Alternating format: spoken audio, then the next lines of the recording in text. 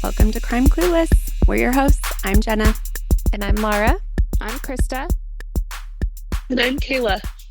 Kayla's sick today, but she was willing to join us virtually and hear this case and give us her expert opinions.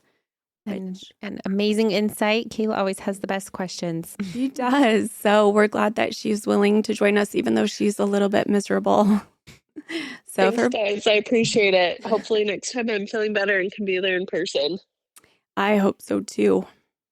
The case we have today is solved. Yay! Yep. There's always questions, but it's the least amount of leaving you hanging that we have done so far. That will be nice. It'll be nice for me. Yes. Finally, thank you. You're welcome. All right. Should we dive right in? Yep, let's get started. Let's do it. The house was eerily still when the police arrived, the kind of quiet that sinks into your bones and leaves you uneasy.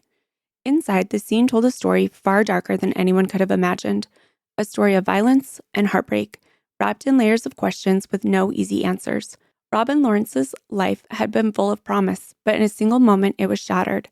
What happened inside that suburban home on a cold November evening? And why, nearly 3 decades later, is her story just being solved? Today, we'll pull back the layers of a case that has haunted Richmond, Virginia for years. Today's episode takes us to Richmond, Virginia, a city where life usually hums with Southern charm and a sense of security. But on one November evening in 1994, that sense of safety was ripped away. Robin Lawrence's case is one that resonates not just because of its tragedy, but because of its haunting questions. Who would want to harm a woman like Robin? Stick with us as we peel back the layers on this case, one chilling detail at a time. Before that fateful night in November 1994, Robin Lawrence was a woman full of love and life. Born on May 7, 1957, Robin grew up in a small, close-knit town in Virginia, surrounded by family and friends who admired her vibrant personality and artistic talents. From an early age, Robin had a natural creativity that she carried with her throughout her life, turning even the mundane into something beautiful. In her early 20s, Robin met and married Jerry Lawrence. Their union was filled with love and shared dreams, and soon their family grew with the arrival of their daughter. Robin embraced motherhood with her whole heart, pouring her energy into creating a home filled with warmth, encouragement, and joy. The family settled in Richmond, where Robin quickly became a beloved figure in the community. Neighbors remember her as the one who always had a warm smile and a kind word. She was like the unofficial mayor of the street, one neighbor joked. If you needed anything, sugar, a shoulder to cry on, or just someone to chat with, Robin was always there. Robin balanced her responsibilities as a mother and wife with her passion for art. She often spent her evenings sketching or painting, her daughter playing beside her. On the weekends, she would take her daughter to local art exhibits, encouraging her to see the world through the lens of creativity. She had this laugh, another friend shared. It could fill a room. It didn't matter what kind of day you were having. If Robin laughed, you couldn't help but smile. Robin's life was a tapestry of love and creativity, woven with the simple joys she cherished. But tragically, that tapestry was ripped apart in a way no one could have anticipated. This case is one that I have not seen covered anywhere. I haven't been able to find any podcasts or anything that has covered it, and the research was more challenging than some of the others. I had to do a deep dive into newspaper archives and things like that to see more about who Robin was and what happened to her. How did you hear about this case then, Jenna? I found it just looking for ones that had been solved recently using DNA analysis. I think those are fascinating. I don't know why hers just stuck with me once I read just the basic summary about it. But anyways, I just thought that was interesting that I couldn't find more Yep. information. It was a quiet Sunday evening, November 20th, 1994. It was the kind of evening where the neighborhood lights flicker on early and the streets are calm. Families settle in for a peaceful night. At Robin's house, nothing seemed out of the ordinary. Inside her cozy Richmond home, the warmth she worked so hard to create should have provided safety, a haven from the outside world, but that night something went terribly wrong. Robin's husband was on an overseas work trip. He became concerned when he was unable to reach Robin and asked a neighbor to stop by the house. What they found was a scene of horror that no one was prepared for. Robin had been brutally murdered in her own home, a place that should have been her sanctuary. Details from the scene were both chilling and puzzling. Robin was discovered in her bedroom, a victim of a vicious attack. The cause of death was later determined to be blunt force trauma and stab wounds. There were no immediate signs of forced entry, which raised questions about whether Robin might have known her killer or if the person had found another way inside. Her 2-year-old daughter was found inside the home, dehydrated but otherwise unharmed. The thought that Robin's killer may have left her child alive raised haunting questions. Was it deliberate? Was it meant to send a message? Nobody could really determine why that had happened.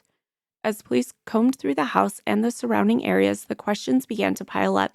Who would want to harm Robin, and why? And how could someone carry out such a violent act without being seen or heard in such a quiet, suburban neighborhood? Neighbors recalled hearing nothing unusual that night. No screams, no shouts, no signs of struggle. The silence of it all was unnerving. It's like the house just swallowed the whole thing up, one neighbor later remarked. You'd think something like that would echo down the street, but it didn't. The crime scene was examined meticulously, but the trail was frustratingly cold. No obvious fingerprints, some DNA evidence, but nothing definitive. Just a senseless, violent act that left the community in shock and her family shattered. Oh, that's so sad that her daughter was there. It's so sad. And she had to grow up without her mom. I know. And knowing that that happened and she was there, awful. Also, her just like left alone. I don't know. I know. Yep. Oh, How scary because she was so little. I mean, she wouldn't understand. right. Like, calling for her mom and No one coming. no one come. That's so sad. It's so scary. So sad. I know why you wanted to do this one. You said birthday dates stand out to you. November 20th. Yep. Oh. When news of Robin Lawrence's brutal murder broke, Richmond police launched a full-scale investigation, determined to find the person responsible for such a horrific act. However, from the onset, the case was anything but straightforward. Forensic teams combed through the house, searching for anything that could identify the killer, yet the scene yielded surprisingly little. Like I said, there were no obvious signs of forced entry, no valuables missing, and no clear evidence left behind by the perpetrator. The absence of physical clues left investigators grappling with more questions than answers. The few pieces of trace evidence they did find, a hair and several fibers, were carefully preserved, but at the time, forensic technology was limited, and these clues didn't immediately lead to any suspects. The murder weapon was also missing. The autopsy revealed that Robin had been stabbed multiple times with a knife and suffered blunt force trauma, likely from a heavy object, and they theorized it was perhaps a hammer. However, no weapon was found at the scene. Detectives worked to piece together Robin's final hours. She had last been seen alive the evening before around 7 p.m. when she spoke with a close friend on the phone. Her tone had been cheerful, and there was nothing in the conversation to suggest she was in danger. Her 2-year-old daughter, found unharmed but dehydrated, added complexity. Authorities determined the child had been left alone for several hours after Robin's murder, though they couldn't pinpoint the exact time of the attack. The investigation, like it usually does, began with those closest to Robin. Jerry Lawrence, Robin's husband, though separated from Robin, had remained part of her life and was the first person detectives turned to. Jerry's alibi placed him out of the country on the night of the murder, a claim confirmed by multiple witnesses and travel records. To eliminate any doubt, Jerry voluntarily took a polygraph test, which he passed. So they were separated, you said? I've seen different reports, but most of them say that they were separated at the time, Okay. but not necessarily heading for divorce, but He was were spending more time apart. And he traveled for work a lot. He was overseas at the time. Yep. Yeah. Okay. So were they saying like he was separated Possibly. just from her at that time? Geographically, possibly. Like I said, the resources are just slim, Okay. but multiple sources did say separated, Okay. and it made it sound like separated marriage. Okay. But not divorced. Right. Okay. Detectives interviewed dozens of people who had been part of Robin's life, her friends, neighbors, coworkers. Her friends described her as kind and well-loved with no known enemies. One neighbor recalled seeing an unfamiliar car parked nearby the evening before, but that lead didn't pan out. A coworker mentioned that Robin had seemed distracted in the days before her death, though they couldn't recall anything specific. Another friend told investigators that Robin had recently expressed mild concern about an unfamiliar man she'd seen in the neighborhood, but she hadn't elaborated. Several individuals agreed to take polygraph tests during the investigation, but none raised any red flags. Detectives found themselves stuck in a cycle of promising leads that fizzled out under increased scrutiny. The lack of forced entry raised the possibility that Robin knew her killer and had willingly let them in, but if that were the case, who could it have been? The overkill suggested rage, but no one in Robin's circle fit the profile of someone capable of such violence. The possibility of a random attack was also considered, but it came with its own mysteries. Why would someone with no connection to Robin commit such a brutal crime and then leave the child behind? And how could they have escaped without leaving more evidence? It's one of those cases that keeps you awake at night, a retired detective later reflected. Every theory we came up with just led to more questions. As the weeks turned into months, detectives began to theorize about what could have led to Robin's death. The possibilities, like we said, ranged from deeply personal to disturbingly random, each one raising new concerns. The brutality of the crime, like we said, suggested it was personal. She had multiple stab wounds, which often indicates rage, leading investigators to focus on people that Robin might have had conflicts with. However, her friends and family really couldn't identify anyone who could fit the profile of a vengeful attacker. If the killer didn't know Robin, the attack may have been a crime of opportunity. The lack of forced entry suggested the perpetrator could have found an unlocked door or window, but this raised its own unsettling questions. If it was a random attacker committing this brutal crime, then why leave the child unharmed? The idea that Robin knew her killer was perhaps the most troubling. If she willingly let someone into her home, it meant she trusted the person enough to open her door only to be betrayed. This theory gained traction given the lack of forced entry, but no suspect ever emerged. That's so scary.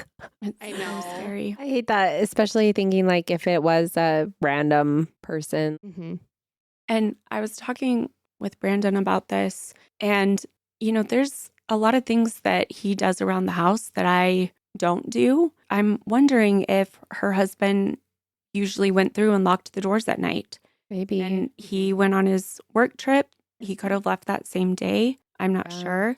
Maybe he's the one that locked it and she just wasn't in the habit of getting up and making sure everything was locked. Maybe. How scary for her neighbors too.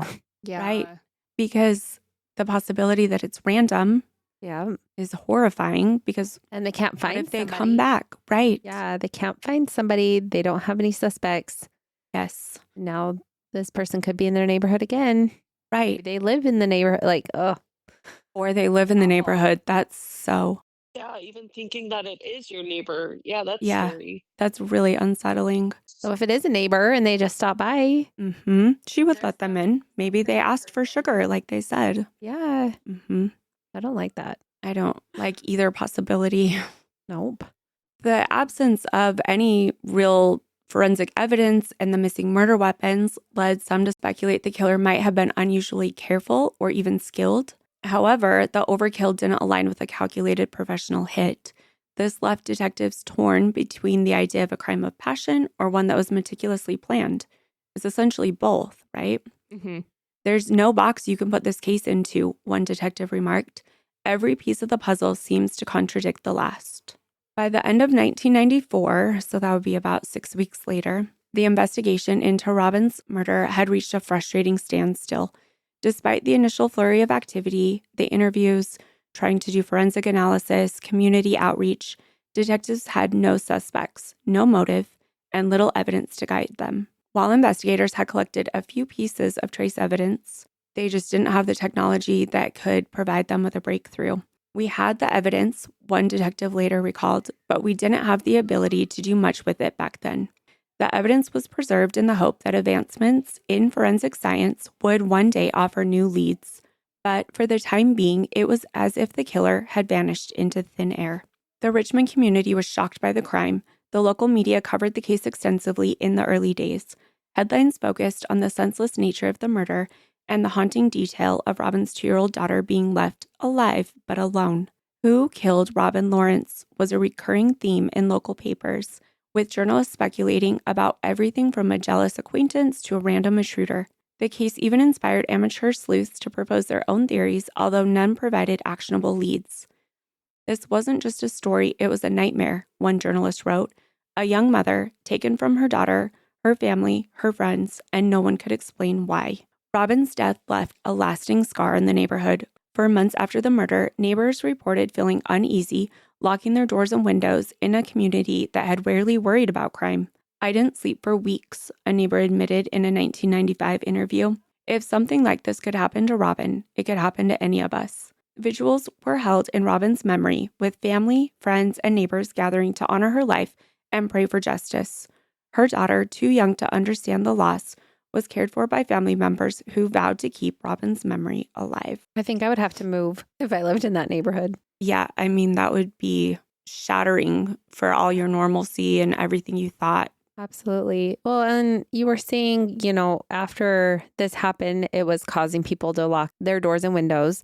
Mm-hmm. So maybe, as we've talked about in other cases too, maybe that isn't something that they normally did. It's entirely possible. Maybe it's something you do right before bed, but Right.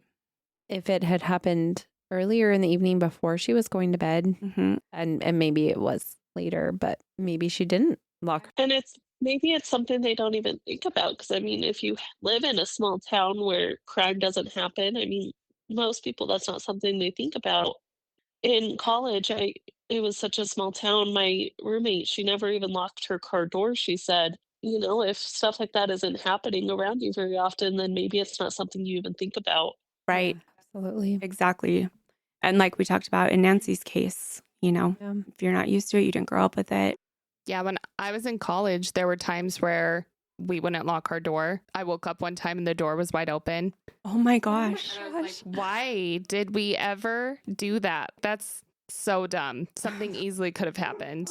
Yeah, I woke up one time. Krista and I lived in the same apartment complex, but at different times. But the one we lived in, everybody just kind of had open door policy. Everybody was just coming in and out all the time. And I remember one time I came out and one of my guy neighbors was sleeping on our couch, and he just came in the middle of the night because his roommates were being loud. And like looking back at that now, I mean, I trusted everybody in there, but anybody could have just walked in. Yeah. That's definitely a not today club rule, right? Lock the doors. We don't have people we don't know. You think you know everyone so well, especially in college, everyone As friends. Yeah, and they're all in the same stage of life and everything. But yeah, But anybody could walk in. Yeah. right. Especially with those unlocked doors. Lock your doors. Yep. And during the day too. I mean, more break-ins happen during the day than at night. Mm-hmm. Keep those doors and windows locked. Yep. I hate when I come out of my office, I'm working and the front door's unlocked. I'm like, oh, who Yeah. did that? Oh my gosh, And yes. how long has it been unlocked? Yes. Right. Well, and like my door too, if you don't push it closed, it can open. And so like my daughter, she'll go out and get a package or something. And I'm like, okay, for one, don't go out and get a package No. without me telling you or if I'm out there. So we did have a talk about that. Don't go Good. outside while mom's working Yes. without me. Mm-hmm. And she'll come back in and won't lock the door. Right. Having those conversations, make sure you lock the Yes. door. Yep. Even when they're young. Mm-hmm. Okay, well, as time passed, these unanswered questions surrounding the case grew heavier. Who would want to harm Robin? How had the killer managed to leave behind so little evidence? And what did the presence of her unharmed daughter mean in the larger context of this crime? We thought we'd get the break we needed, one retired detective said years later, but it just never came. Every lead hit a dead end. While the trial had gone cold, the case was never officially closed. Detectives continued to revisit the evidence, hoping that time, technology, or a confession would eventually lead to answers. In 1994, forensic science was still in its infancy. Investigators at the time relied heavily on blood typing and rudimentary DNA analysis, which were often inconclusive in solving complex cases. However, they demonstrated remarkable foresight by meticulously preserving every piece of evidence from Robin's crime scene. The single hair, the fibers, the trace material at the time offered no clear leads. By the early 2000s, forensic technology had taken significant strides forward. DNA testing became more precise, and investigators revisited the evidence from Robin's case, hopeful that advancements would reveal new clues. Yet, it wasn't until the rise of genetic genealogy in the late 2010s that science finally caught up with their hopes. The groundbreaking technique, combining DNA analysis with genealogy databases, transformed the field of criminal investigations. We always knew that someday the technology would be there, one of the retired detectives remarked. The key was to ensure that the evidence was ready when the day came.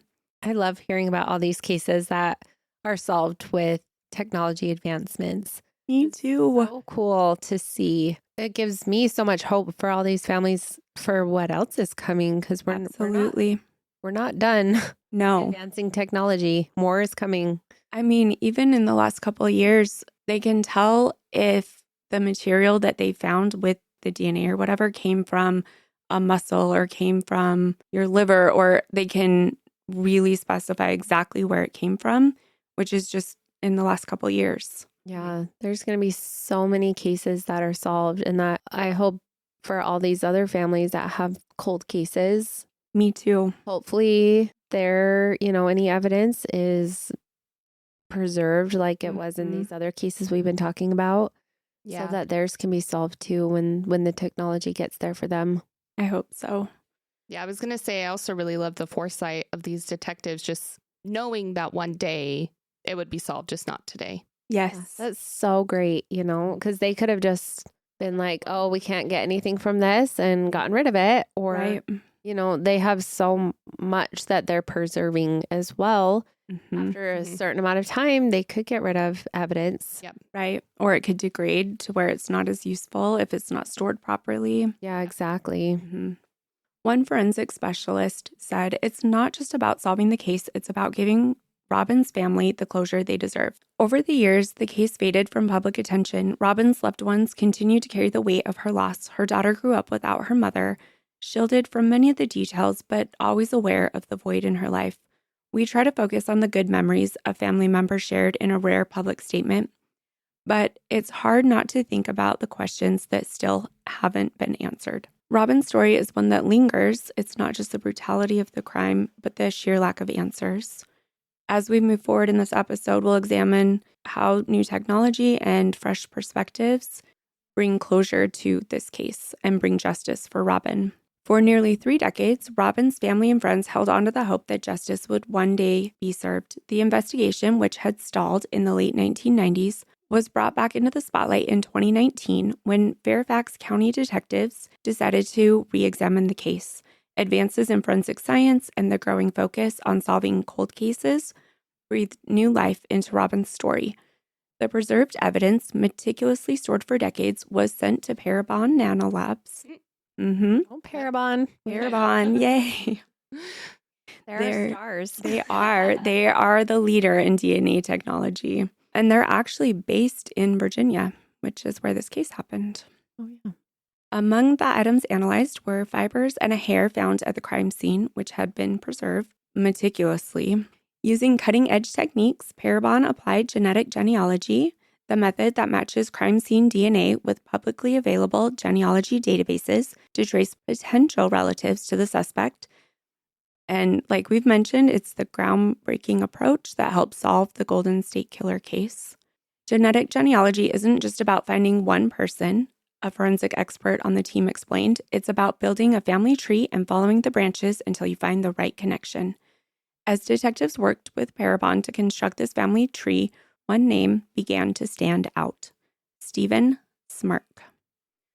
Once Stephen Smirk emerged as a potential suspect, investigators began digging into his background. Smirk, a former Army employee, had no connection to Robin, which initially raised questions about the accuracy of the genealogy findings.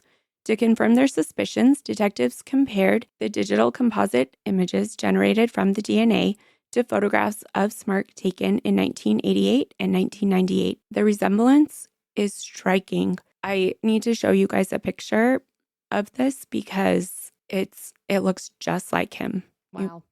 Okay, so here's the picture that Parabon created. Oh, wow. And then the two, one from 1988 and one from 1998.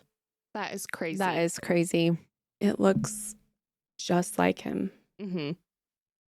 Even like the hair looks similar. It's just crazy. Yep. Sorry, Kayla, you can't see. I know. Oh, I should text it to you. No, that's okay. I'll just have to go to our website after the podcast. Yes, Yeah. drive up those There numbers. you go. The resemblance is striking. It further cemented his place as their primary suspect. It was one of those moments where everything clicked. A detective recalled, we had the DNA, we had the genealogy, and now we had a face to match it. But investigators knew they needed more. In September 2023, they traveled to Niskayuna, New York, where Smirk had been living a quiet, unassuming life. What they didn't know was how their encounter with him would unfold.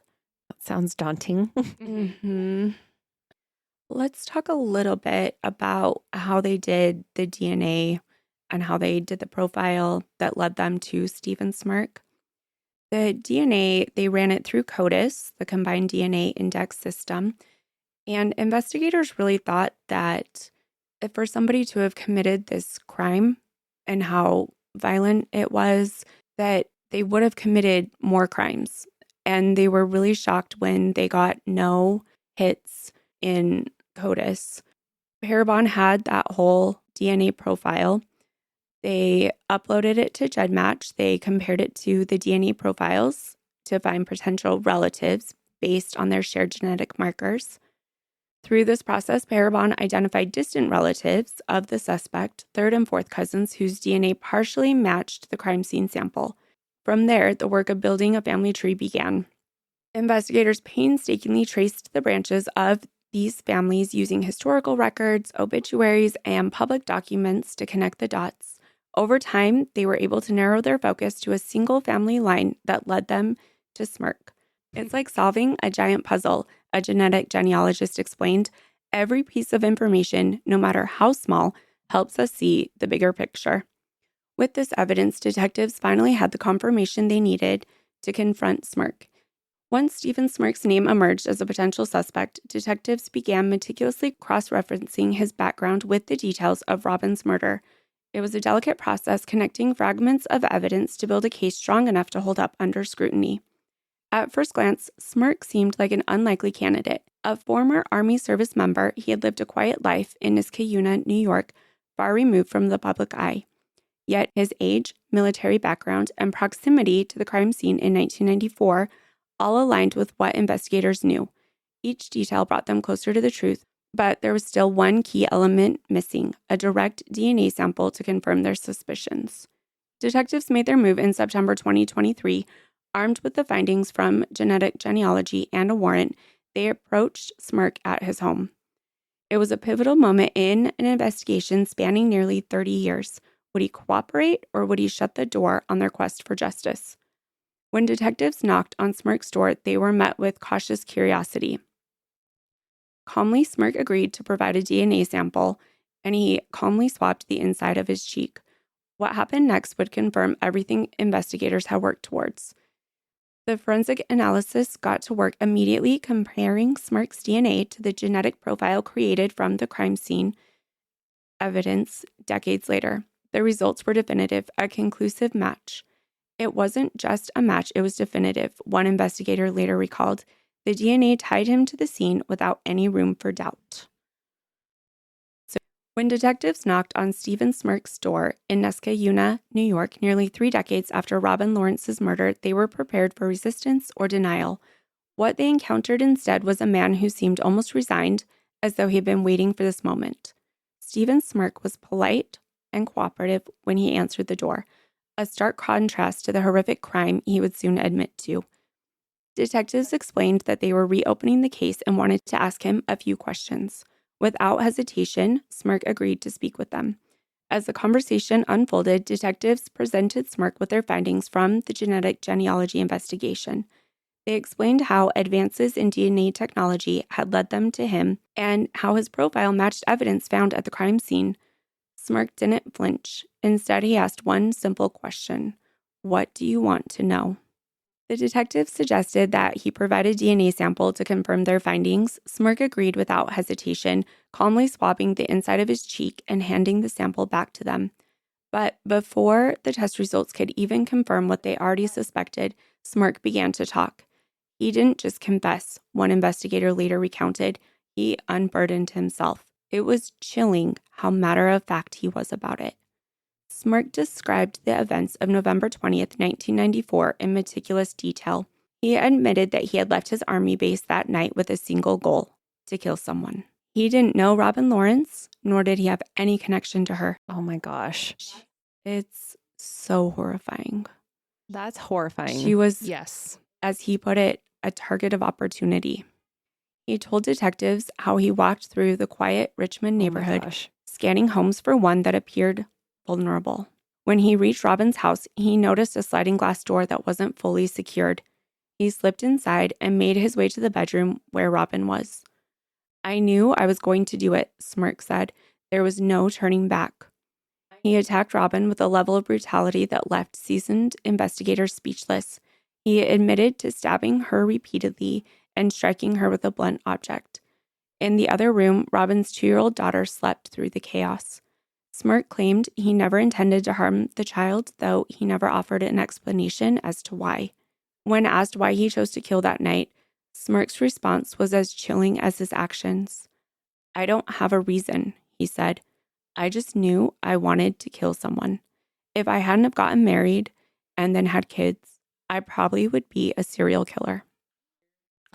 Oh my gosh. Yeah. Honestly, this is scarier to me than like her Mhm. knowing somebody. I would much rather it was someone that So knew her and she creepy. had like a conflict with or something than just this random person looking to kill someone. That is horrifying. And it could have been anyone in that neighborhood. Absolutely. And Could have been anybody. That's so sad. Did he know her daughter was in there then? it sounds like it, because he didn't know what house he was walking into. He didn't know if there were going to be 10 people there. He, just went in blind. Did he have the weapon on him that he used then already, or did he take something from her house? No, it sounds like he had it on him. Okay. Yeah, he just set out with the intention of killing someone. I can't understand that. Gosh. Mm-mm.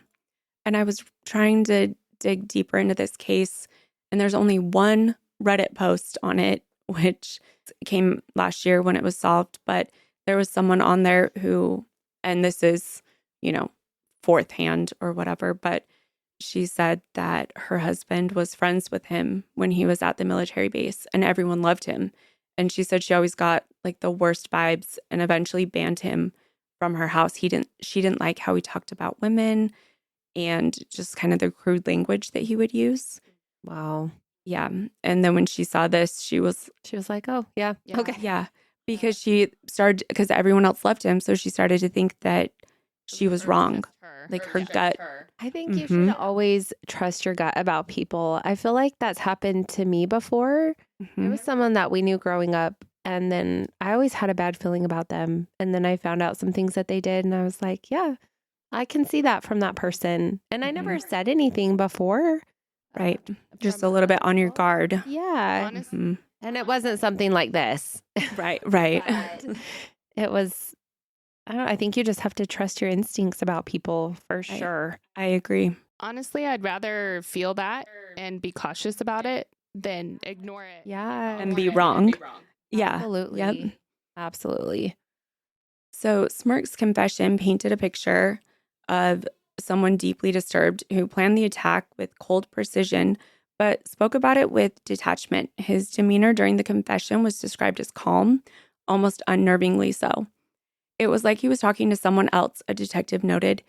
There was no remorse, no emotion, just facts. Before the detectives left, Smirk made one final statement that stuck with them. I always knew you'd find me someday, he said. I just didn't think it would take this long. Oh my gosh. Okay, so lock your doors. Mm-hmm. Have an alarm system. Yes. So this confession marked the culmination of decades of investigative work, bringing answers to a case that had haunted Robin's family and the Richmond community for years.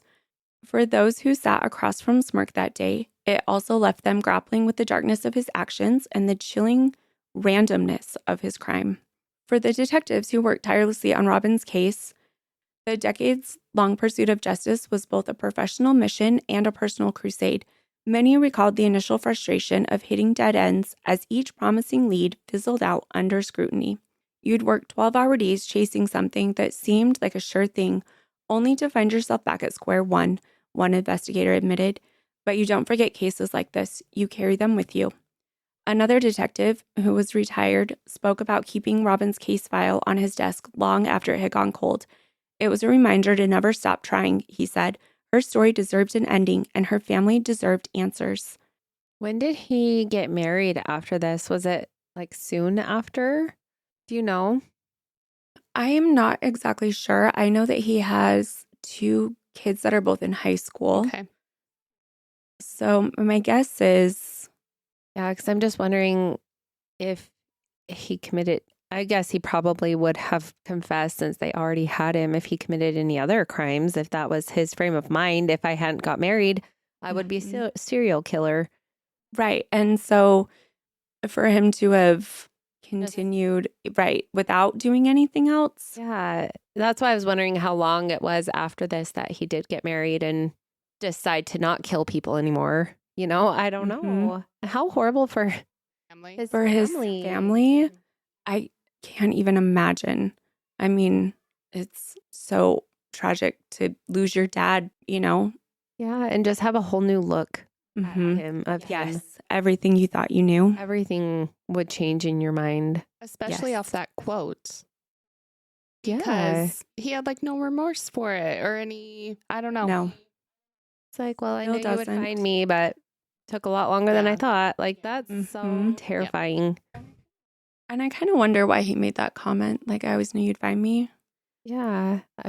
Just don't because know. you respect, detectives, investigators, you thought somehow they'd track you down, I guess. Maybe he had heard about it. Maybe he knew that they had found something at the scene? Yeah, that's true. I didn't see anything about whether they had kept that under wraps or not. Yeah. So maybe Yeah. that was somehow known. Could be. He might have known people in law enforcement Yeah. and heard things, Wow. When genetic genealogy finally provided this breakthrough, many of the original detectives were no longer working on the force. But their foundational work, from interviewing witnesses to preserving evidence, was what made the resolution possible. It's a team effort, another detective reflected. Every piece of the puzzle, no matter how small, mattered, and in the end, it all came together. Following his shocking confession, Stephen Smirk was swiftly arrested and charged with second-degree murder. For nearly 3 decades, Robin's case had remained cold, haunting mystery. Now, with the confession and the undeniable DNA evidence, the case moved rapidly through the legal system, finally offering a glimmer of justice to her grieving family. It does make me wonder if he committed any other crimes. Me too. And Now his DNA is in CODIS, though, so there. mhm. I wonder if going forward they'll connect him to anything else.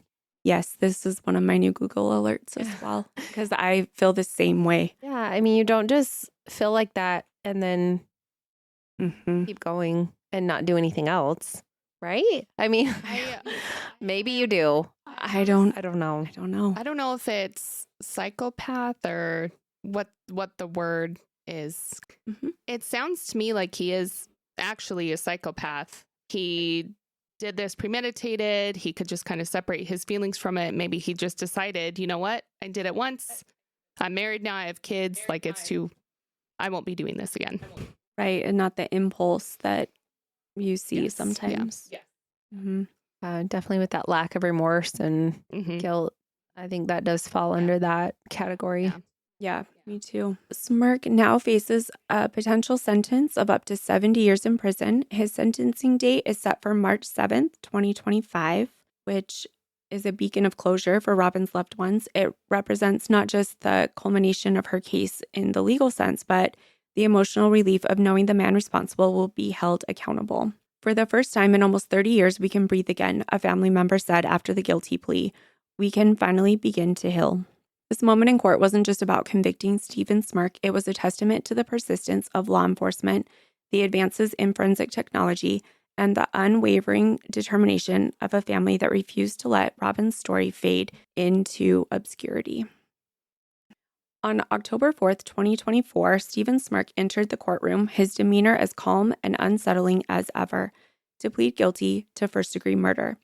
His plea spared Robin's family the prolonged agony of a trial, but the details revealed during the hearing painted a chilling portrait of a man capable of unimaginable brutality. In his videotaped confession, Smirk recounted the events of that fateful November night in 1994.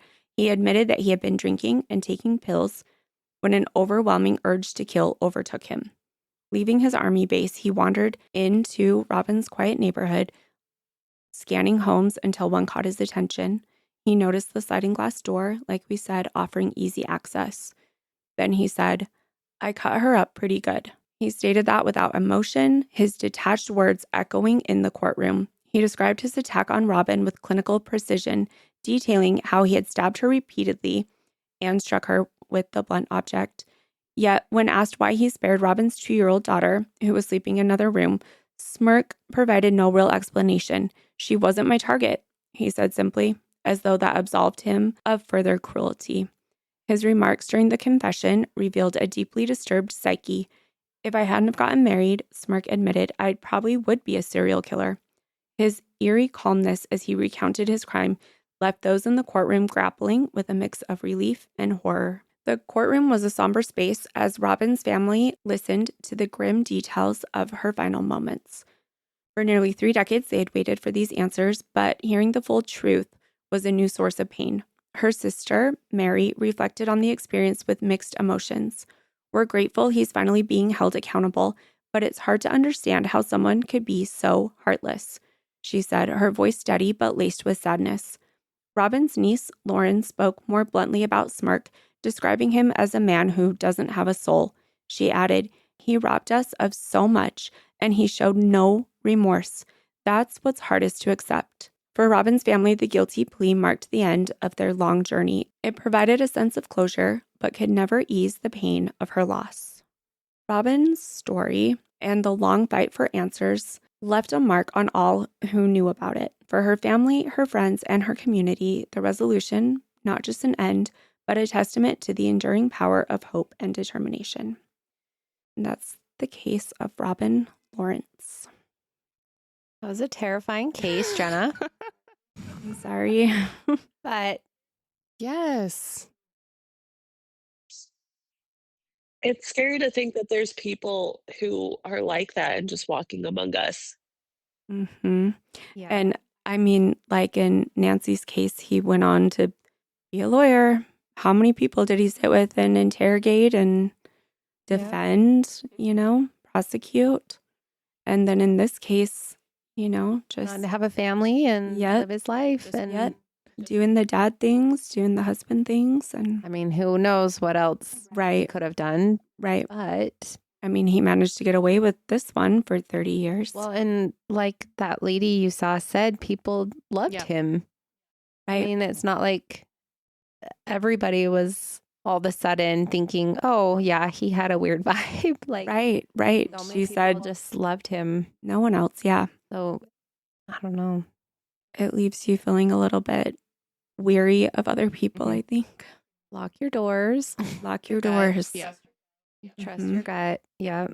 Yes, absolutely. I'm glad we have one with a definitive ending, but what a horrifying definitive ending. Horrifying. It's tragic. It's heartbreaking. But It's so amazing though that like I said before, the technology changes and advancements Yep. just make a huge difference for all these cases. We can finally have answers and closure. Yeah, I feel like absolutely. we'll start to see more of this as time goes on and technology gets better. And I hope we do. Mhm. I hope so too. Yeah, I mean, if we had been covering this case in 2018, it would have been as a cold case or an unsolved case. Yeah, It's not that long ago. right. So we'll keep an eye out and see what his sentence is in March. Maybe do an update then. Yeah. Well, thank you so much for listening. We are so grateful for you. If you want to see the picture of what Parabon created versus what he looks like, we'll post that and all of our resources on our blog. You can get to our blog from crimeclueless.com. Please follow us on our socials on Facebook, Instagram, TikTok, YouTube at Crime Clueless. We're the same on all of them. We love getting to connect and read your comments. And if you get a minute, we would love if you would rate and review us either on Apple Podcasts or Spotify or YouTube. It really helps with the algorithms and everything. So Thank you so much for listening, everybody. If you yes, we're grateful. have any thoughts, let us know. Any comments, any stories you found you want us to look into, let us know too. Yeah, we would love your case suggestions.